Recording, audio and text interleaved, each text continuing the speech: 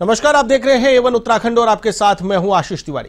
मुख्यमंत्री पुष्कर सिंह धामी की अध्यक्षता में उत्तराखंड कैबिनेट की बैठक हुई। बैठक में प्रदेश के सभी कैबिनेट मंत्री मौजूद रहे।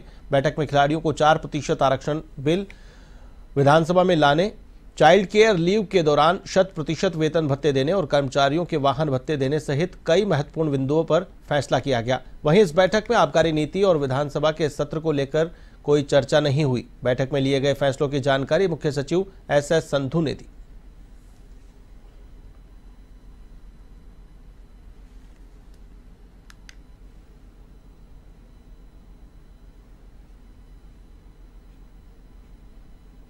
के लेवल पे एक मीटिंग हुई तो उसमें 7 अतिरिक्त पदों को स्वीकृति की रिकमेंडेशन दी, जो आज कैबिनेट ने स्वीकृत कर दी। इसमें 6 तो डिस्ट्रिक्ट माइनिंग ऑफिसर, पहले 7 स्वीकृत थे, अब 6 और स्वीकृत किए गए ताकि कम से कम हर जिले में एक डिस्ट्रिक्ट माइनिंग ऑफिसर उपलब्ध हो। और एक DG का पद जो नया बना है उसके पास PS नहीं था, तो 6 + 1 जो 7 पद। जो आपदा का पैसा आता है उसमें भारत सरकार ने 2 वर्ष के लिए ये अनुमति दी कि 50% जो भारत सरकार से आपदा का पैसा आता है वो कोविड और कोविड रिलेटेड एक्टिविटी पे आप खर्च कर सकते हैं। चीफ सेक्रेटरी के लेवल पे एक मीटिंग हुई तो उसमें 7 पदों अतिरिक्त। महिला वोटर्स से संपर्क साधने के लिए बीजेपी शक्ति वंदन कार्यक्रम चला रही है। हरिद्वार के निष्काम सेवा ट्रस्ट आश्रम में शक्ति वंदन कार्यशाला आयोजित हुई, जिसमें भाजपा के प्रदेश अध्यक्ष महेंद्र भट्ट समेत प्रदेश के कई नेताओं ने महिला स्वयं सहायता समूहों के साथ संवाद किया और उन्हें सरकार की योजनाओं की जानकारी दी। हरिद्वार में आयोजित हुई कार्यशाला में प्रदेश भर से महिला समूह पहुंचे।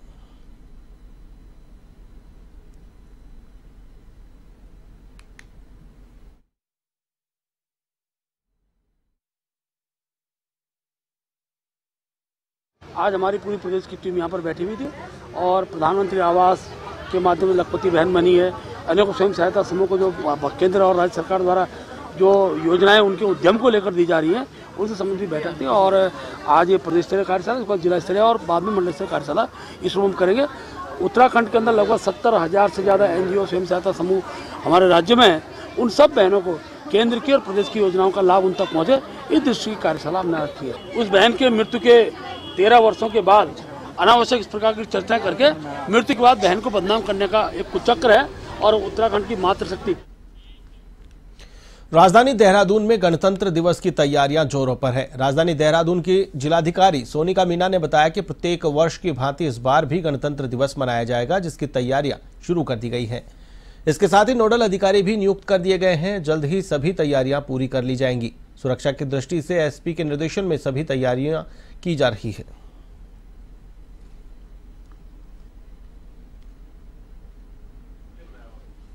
छब्बीस जनवरी का जैसे हम लोग हर साल ही हमारे जो डिपार्टमेंट्स हैं, PWD और हमारे जो लाइन डिपार्टमेंट्स हैं, नगर निगम हो गए, MDDA हो गए, सभी को हमने इंस्ट्रक्शंस दे दिए हैं और हर साल की तरह हम इस साल भी काफ़ी भव्य आयोजन कर रहे हैं।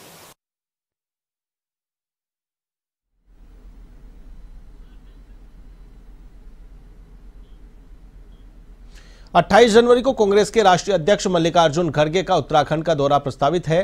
देहरादून में राज्य स्तरीय कार्यकर्ता सम्मेलन को संबोधित करेंगे। कांग्रेस के संगठन उपाध्यक्ष मथुरा दत्त जोशी ने बताया कि शुक्रवार को स्वयं उन्होंने दिल्ली जाकर राष्ट्रीय अध्यक्ष के उत्तराखंड दौरे को अंतिम रूप दिया। प्रदेश कांग्रेस ने कार्यकर्ता सम्मेलन की तैयारियां शुरू कर दी हैं। सम्मेलन में 10,000 कार्यकर्ताओं को लाने का दावा किया जा रहा है। बन्नू स्कूल रेस कोर्स में राष्ट्रीय अध्यक्ष चुनावी जनसभा को संबोधित करेंगे।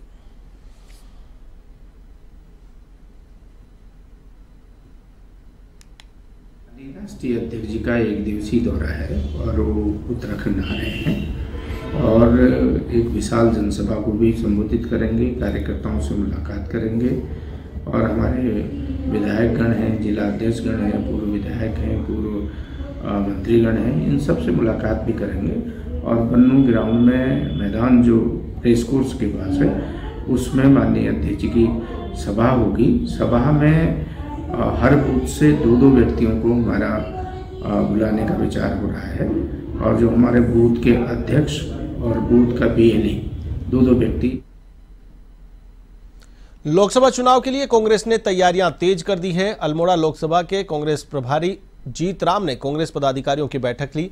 बैठक में पूर्व विधानसभा अध्यक्ष गोविंद सिंह कुंजवाल, विधायक मनोज तिवारी सहित ब्लॉक अध्यक्ष, नगर अध्यक्ष, पीसीसी सदस्य, जिला पदाधिकारी, फ्रंटल अध्यक्ष शामिल रहे।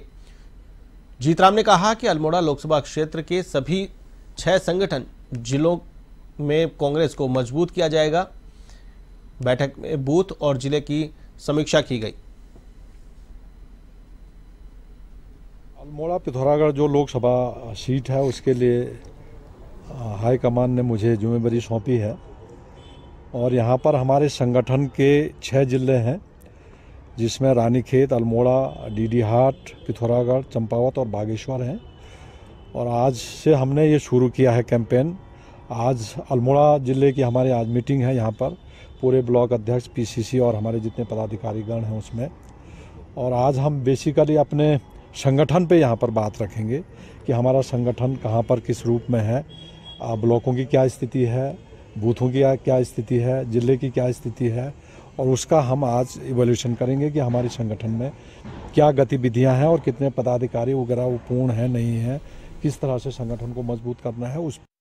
इस बार हमारा लक्ष्य 5 सीटों को जीतने का है। उसके लिए बहुत मजबूती के साथ सारे लोग लगे हैं और पहला आह्वान हमारे केंद्रीय अध्यक्ष खड़गे जी, माननीय खड़गे जी जो है 28 तारीख को देहरादून आ रहे हैं, वो सबको दिशा निर्देश दे करके वहाँ से चुनाव का बिगुल फूंक जाएंगे।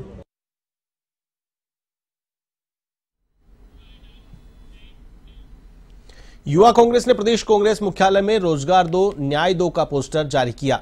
इसमें एक मिस्ड कॉल नंबर 8860812345 जारी किया गया है। इस नंबर के माध्यम से बेरोजगार युवा इस मुहिम से जुड़ सकेंगे। इसके साथ ही युवा कांग्रेस के कार्यकर्ता घर घर जाकर युवाओं को इस मुहिम से जोड़ेंगे। इस अवसर पर युवा कांग्रेस के प्रदेश प्रभारी शिवी चौहान ने कहा कि राहुल गांधी देश भर में भारत जोड़ो न्याय यात्रा निकाल रहे हैं। इसी को लेकर युवा कांग्रेस रोजगार दो न्याय दो मुहिम देश में युवाओं के लिए निकाली जा रही है। इस संबंध में प्रदेश अध्यक्ष सुमित्र भुल्लर ने कहा कि युवा कांग्रेस के कार्यकर्ता बूथ स्तर पर जाकर बेरोजगारी, भर्ती घोटाले और अंकिता भंडारी हत्याकांड को लेकर युवाओं को इस अन्याय के खिलाफ जोड़ेगा और अपनी आवाज को बुलंद किया जाएगा।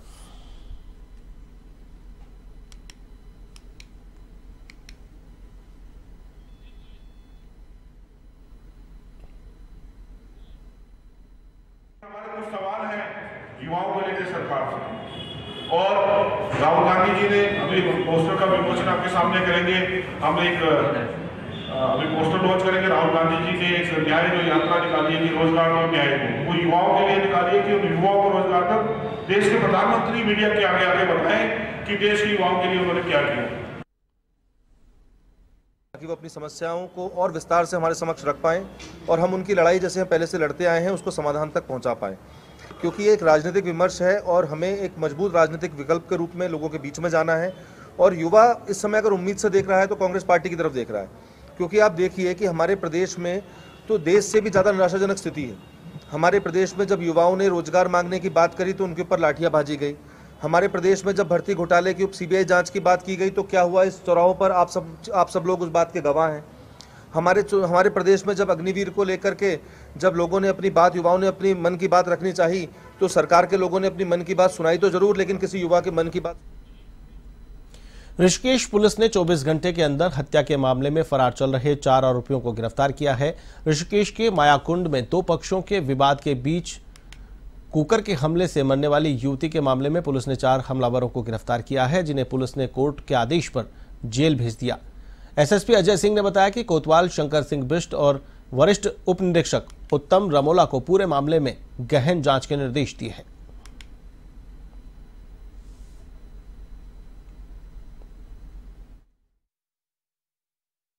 ऋषिकेश में रात्रि में वहां पर कोई गाना चल रहा था जिसपे 2 परिवार जो बिहार के रहने वाले, वहां पर उनका कुछ आपसी कहासुनी हो गई, क्योंकि किसी तरह का नृत्य करने पर, वहां पर डांस करने पर आपत्ति व्यक्त की गई थी, जिस पर दोनों परिवारों के बीच में कहासुनी हुई और बाद में वहां पर झगड़ा होने के बाद आवेश में आकर एक लड़की 17 साल की नाबालिग थी, उस पर कुकर से हमला वार कर दिया था। क्योंकि उस रात्रि में उस झगड़े की सूचना पुलिस को नहीं मिली थी और उन्होंने उसको अस्पताल में एडमिट कराया था। कोई जाहिरा चोट नहीं थी।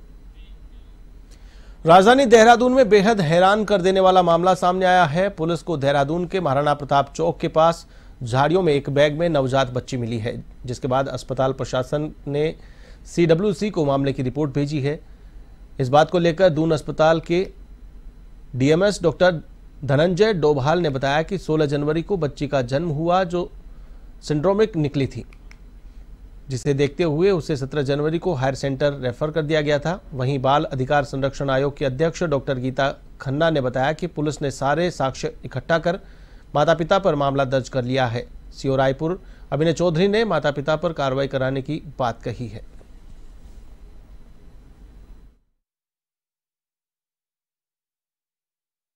देखिए 16 तारीख को बच्चे ने जन्म लिया था। बच्चा सिंड्रोमिक था और उसको ENT वाले और न्यूरोसर्जन ने देखा और बच्चे को हायर सेंटर रेफर किया था। 17 तारीख को बच्चे का रेफरल कागज बने। उसके बाद 18 तारीख को पुलिस लेके आई सेम उसी परेशानियों को लेकर के बच्चे को, लेकिन ये सत्यापित करना कि ये वही बच्चा है, इसकी इन्वेस्टिगेशन करना ये हमारा नहीं है काम। ये पुलिस वाले इसको देखेंगे, उनके परिजनों से बात करेंगे। उसके अलावा ये है कि हमने अपनी तरफ से CWC को लेटर लिख दिया है। हालांकि PI भी हमने बच्चे के भर्ती होने पे दी थी। देखिए, जहां पर माता पिता के द्वारा ही बच्ची को इस हालत में सड़क पर फेंक दिया गया हो, मैं नहीं समझती कि वो माता पिता को हम किसी भी कारण से बच्चा अब वापस उनकी हाथ में दे सकेंगे। और जैसा मैंने कहा कि अब इसके अभिभावक CWC हैं और वो CWC जो है मतलब दत्तक प्रक्रिया के लिए बच्ची के स्वस्थ होने के बाद जब डॉक्टर्स हरी झंडी दे देंगे तो हम इसे शिशु सदन में भेजेंगे।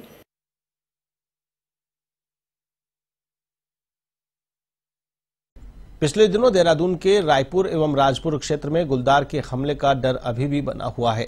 पिछले दिनों गुलदार ने एक लड़के पर हमला किया था, तब से रायपुर एवं राजपुर क्षेत्र में लोगों के मन में दहशत बनी हुई है। शाम होते ही लोग घरों में कैद होने को मजबूर हैं।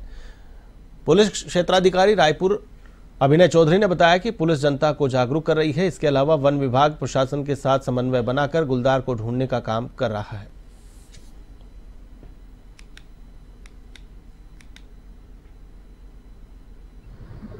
गुलदार वाले केस में भी हम लोग जनता को भी जागरूक कर रहे हैं। बाकी पुलिस, बाकी जितने भी लाइन डिपार्टमेंट है, जैसे फॉरेस्ट हो गया, प्रशासन हो गया, सबके साथ मिलके हम जागरूकता भी कर रहे हैं और उसमें कार्डन डाल के भी हम लोग उसकी खोज कर रहे हैं कि जितना नुकसान हुआ वो ठीक है और उस गुलदार के भी पकड़ा जाए और आने वाले टाइम में कोई पब्लिक के साथ भी कोई किसी तरह का नुकसान। उधम सिंह नगर के खटीमा हिमवती नंदन बहुगुणा राजकीय स्नातकोत्तर महाविद्यालय में निर्धारित तिथि पर सांस्कृतिक कार्यक्रम न कराए जाने से आक्रोशित छात्रों ने महाविद्यालय के गेट पर तालाबंदी कर धरना दिया। आपको बता दें कि छात्र संघ द्वारा 24 जनवरी को महाविद्यालय में सांस्कृतिक कार्यक्रम के आयोजन का आग्रह किया गया था। महाविद्यालय प्रशासन ने 24 जनवरी को कार्यक्रम कराए जाने की अनुमति दी थी, लेकिन छात्र संघ के पदाधिकारियों की आपसी सहमति न बनने और 27 जनवरी से प्रारंभ होने वाली परीक्षाओं की तैयारी का हवाला देते हुए कार्यक्रम स्थगित कर दिया, जिससे आक्रोशित छात्र नेताओं ने निर्धारित समय पर सांस्कृतिक कार्यक्रम कराए जाने को लेकर महाविद्यालय के गेट पर तालाबंदी कर नारेबाजी कर धरने पर बैठ गए।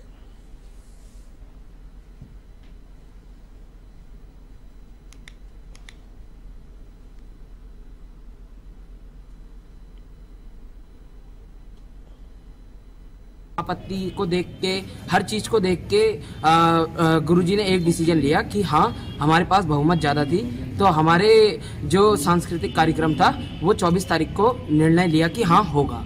उसके बाद हमने अपने, जैसे कि आप देख रहे होंगे, टेंट वगैरह का सब व्यवस्था करी, जो भी चीज़ की थी सब व्यवस्था, और हमारे जो भाई बहन हैं, छात्र छात्रा हैं, वो भी प्रोग्राम की पूरी प्रिपरेशन करके तैयार हैं। तो जो ये हम आज सवेरे आके देखते हैं कि रातों रात प्रिंसिपल साहब है, उन्होंने हमें रिपोर्ट दी थी कि यहाँ पर छात्र संघ जो पदाधिकारी हैं इनके द्वारा आपस में कोई सामंजस्य नहीं हो पा रहा है, लिहाजा इसको स्थगित किया जाता है। अभी अगली डेट दी जाएगी जिसमें ये सांस्कृतिक प्रोग्राम होगा।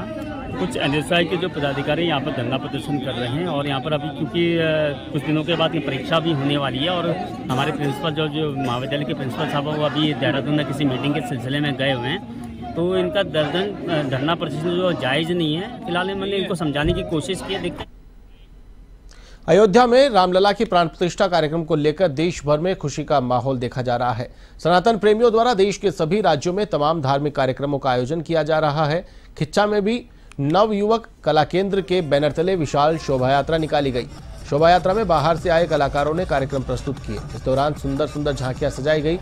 नगर के तमाम स्थानों पर शोभा यात्रा का भव्य स्वागत किया गया। इस दौरान नगर को सुंदर तरीके से सजाया गया। नगर के सभी मंदिरों में राम भक्तों द्वारा विशेष पूजा अर्चना की गई। शोभा यात्रा में हजारों की संख्या में सनातन प्रेमियों ने शिरकत की। इस दौरान पूरा वातावरण जय श्री राम के उद्घोष से गूंज उठा। देखिए, भगवान श्री राम हमारे आराध्य हैं, हमारे देवता हैं, हम उनको मानते हैं। एक लंबे समय से, कई सौ साल से जिसकी देश प्रतीक्षा कर रहा था कि एक न एक दिन राम मंदिर बनेगा, वो बनकर तैयार हुआ। प्राण प्रतिष्ठा हुई है वहाँ पर, बहुत अच्छा हुआ है। मैं क्षेत्रवासियों को, प्रदेशवासियों को, देशवासियों को अपनी ओर से शुभकामनाएं देता हूँ और हमें भगवान श्री राम के आदर्शों पर चलना चाहिए। हम सब अयोध्या में राम जन्मभूमि पर राम दरबार की प्राण प्रतिष्ठा के दौरान ऋषिकेश के संजय बख्शी भी ऐतिहासिक पल के गवाह बने। अयोध्या में वापस लौटने पर संजय बख्शी का यूकेडी की ओर से स्वागत किया गया। इस मौके पर यूकेडी के वीरेंद्र नौटियाल ने बताया कि संजय बख्शी का सम्मान कर वे खुद को गौरवान्वित महसूस कर रहे हैं, जिन्होंने केवल अयोध्या की पावन धरती पर भगवान श्री राम की प्राण प्रतिष्ठा को ही नहीं देखा, बल्कि वर्ष 1990 में बाबरी मस्जिद विध्वंस के दौरान अपनी अहम भूमिका निभाई थी। 1991 में कार सेवा करने के दौरान संजय बख्शी अयोध्या में घायल भी हुए थे।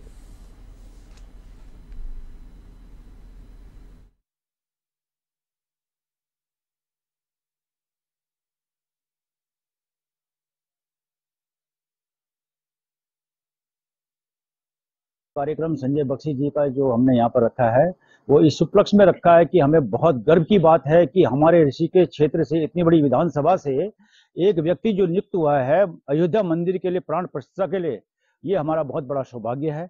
बख्शी जी ने 90 के दौरान जब वहाँ पर ढांचा तोड़ाया गया था, तो ये पहला हथौड़ा चलाने वाले ये संजय बख्शी जी थे हमारे, जिन्होंने पहला हथौड़ा उस गुम्बद पर लगाया था। तो भारत सरकार ने और जो है इनको नियुक्त किया है कि आप इस प्राण प्रतिष्ठा के लिए 22 तारीख जो अभी प्राण प्रतिष्ठा हुई है, स्पेशली हमारे नगर क्षेत्र से इन संजय भाई बख्शी जी को वहाँ पर बुलाया गया है। इस उपलक्ष्य में हमने भी सोचा है, मैं महानगर अध्यक्ष यूकेडी से हूँ, वीरेंद्र दत्त नौटियाल, मैं ये सोचा है कि क्यों नहीं इतने बड़े सम्मानित व्यक्ति को हम अयोध्या में राम मंदिर शिलान्यास में के उद्घाटन समारोह में राम मंदिर ट्रस्ट की तरफ से एक लेटर मिला था, जिसकी वजह से मैं अयोध्या में राम मंदिर के उद्घाटन समारोह में शामिल हुआ हूं और मुझे आज उत्तराखंड क्रांति दल के सदस्यों द्वारा सम्मानित किया जा रहा है। मैं 1990 में अयोध्या बाबरी मस्जिद विध्वंस के लिए अयोध्या गया था और 1991 में भी अयोध्या में रामलला प्राण प्रतिष्ठा के बाद पाबो की खुंडेश्वर मैदान में सांस्कृतिक कार्यक्रम का आयोजन किया गया, जिसमें मुख्य अतिथि के रूप में स्वास्थ्य मंत्री डॉक्टर धन सिंह रावत ने शिरकत की। इस दौरान उनके द्वारा ब्लॉक को 70 करोड़ रुपए की योजनाओं की सौगात दी गई। इसके साथ ही इस दौरान उनके द्वारा राजकीय महाविद्यालय पाबो का लोकार्पण किया गया। धन सिंह रावत ने बताया कि प्रदेश सरकार का मकसद प्रत्येक घर में जल पहुंचाने का है। इसी के माध्यम से 86 गाँवों के लिए पाबो बिडोलचू गांव समूह पेयजल पंपिंग योजना का शिलान्यास किया गया। उन्होंने बताया कि पाबो महाविद्यालय के लोकार्पण के बाद अब छात्राओं के लिए छात्रावास भवन का शिलान्यास भी किया गया है, जिससे यहां पढ़ने वाले गरीब छात्र छात्रावास में रहकर अपनी पढ़ाई पूरी कर सकेंगे।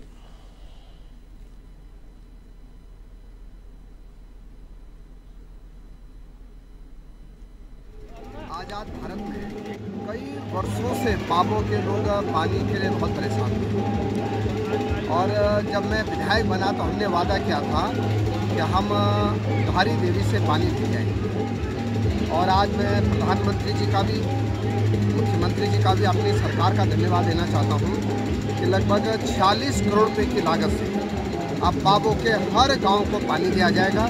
आज उसका भूमि पूजन विधिवत यहाँ पे हो गया है और धारी देवी में टैंक उसका बनना शुरू हो गया है। मुझे लगता है कि 3-4 महीने में पाबो ब्लॉक के प्रेस क्लब के द्वारा दिनेशपुर कम्युनिटी हॉल में पराक्रम दिवस पर सुभाष जयंती समारोह का आयोजन किया गया, जिसमें स्कूली बच्चों ने देशभक्ति से संबंधित गानों पर नृत्य किया और गायन किया। इससे पहले नगर में शोभा यात्रा निकाली गई। इसके बाद कार्यक्रम का शुभारंभ दीप प्रज्वलित करके किया गया, जिसमें क्षेत्रीय विधायक अरविंद पांडे मुख्य अतिथि के रूप में शामिल हुए। पूर्व सैनिक खड़ग सिंह कार्की ने कहा कि भारत के इतिहास में सुभाष जी को जो प्रतिष्ठा सम्मान मिलना चाहिए था वो उन्हें नहीं मिला। उनकी याद में ऐसे कार्यक्रम होते रहने चाहिए।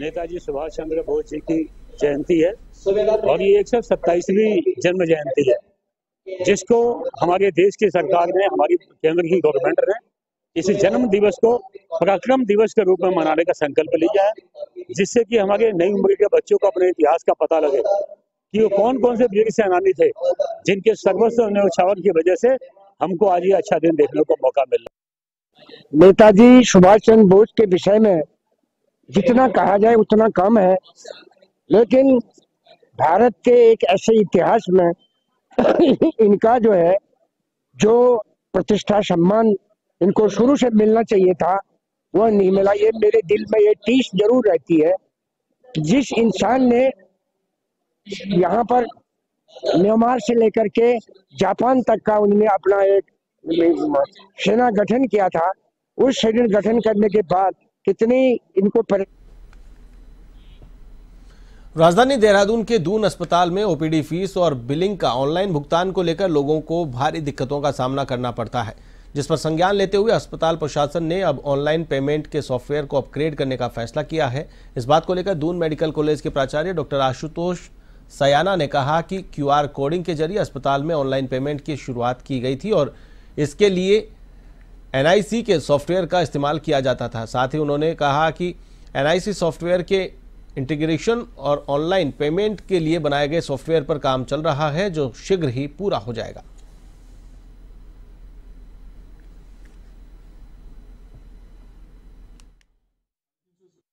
अभी जो हमारा जो बिलिंग का और रजिस्ट्रेशन का जो सॉफ्टवेयर है वो एनआईसी से है, और क्योंकि जो भी हमारे ऑनलाइन जो है अपॉइंटमेंट हैं और चाहे जो है बिलिंग के लिए ऑनलाइन बिलिंग का है, पेमेंट का है, तो उसके लिए जो है कुछ परेशानियां थी और इस बीच में हमने क्यूआर कोडिंग से एक शुरुआत करी थी। और उसके अलावा एक इंटीग्रेशन जो हमारे एनआईसी के सॉफ्टवेयर से और एक ऑनलाइन जो है पेमेंट का जो सॉफ्टवेयर जो है बनाया है, एक उसके लिए भी जो है। बीते दिनों अल्मोड़ा में सीवर लाइन निर्माण कार्य के दौरान ट्रैक्टर से कुचलकर ठेकेदार हरीश सिंह की मौत के बाद ठेकेदारों में आक्रोश बना हुआ है। मृतक हरीश सिंह को मुआवजा देने की मांग को लेकर ठेकेदारों ने पेयजल निगम कार्यालय का घेराव किया और जोरदार नारेबाजी की।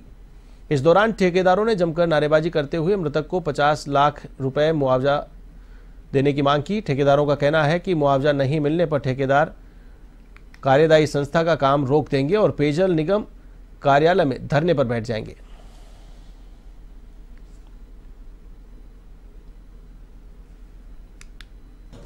ये 18 जनवरी को हरीश बिष्ट जो हमारे ठेकेदार थे जाखन देवी में क्या कहते हैं ट्रैक्टर की लापरवाही के कारण जो उनको कुचला गया है, ऐसा प्रतीत हो रहा है कि उनकी हत्या की गई है या उनको मारा गया है।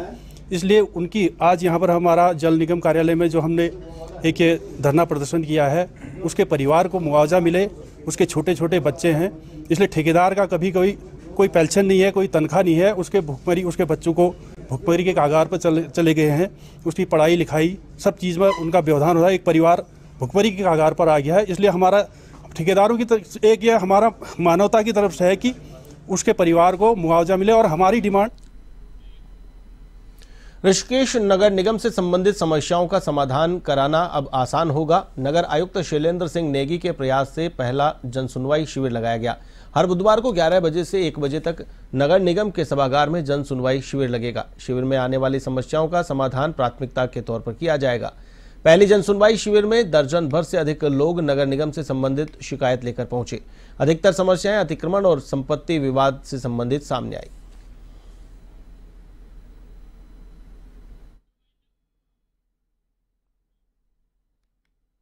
कि हमारे जो नए आयुक्त आए हैं उन्होंने जो है नगरवासियों की समस्या जो सुनने का जो उन्होंने बीड़ा उठाया है, एक बहुत अच्छा कदम है। और मैं अपने क्षेत्र की जो मेरा शास्त्री नगर पड़ता है वार्ड नंबर 23 से, मैं वहाँ से अपनी कुछ समस्याएं लेकर के आया हूँ, जिसमें पानी और सड़क नालियाँ और यहाँ पे समस्याओं का समाधान हो रहा है। तो मैं तुरंत आया और मैंने 3 समस्याएं रखी। मुख्य रूप से जो समस्या थी वो हमारे वार्ड नंबर 5 है, आदर्श ग्राम कुमारवाड़ा। वहाँ पे एक विद्यालय है, विद्यालय नंबर 1। वहाँ पे पार्क हुआ करता था और है भी, जिसके झूले बहुत सालों पहले टूट गए हैं। एवं उत्तराखंड में फिलहाल के लिए बस इतना ही। मुझे दीजिए इजाजत। देश और दुनिया की तमाम ताजा तरीन खबरों के लिए आप देखते रहिए A1 TV। नमस्कार।